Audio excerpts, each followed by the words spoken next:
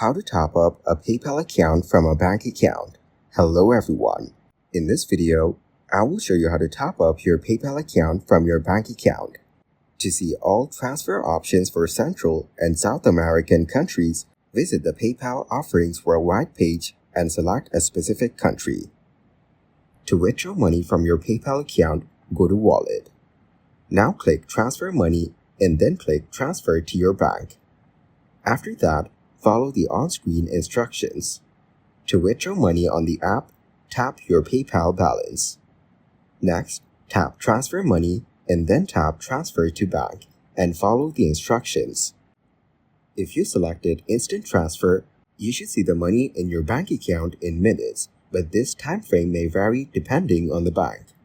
If you don't see the money in your bank account after 30 minutes, contact your bank for more information. Their team members can change the status of your transfer. The standard transfer to your bank is completed in 1 business day, but depending on your bank's clearing process, it may take 3 to 5 business days. Keep in mind that holidays aren't business days.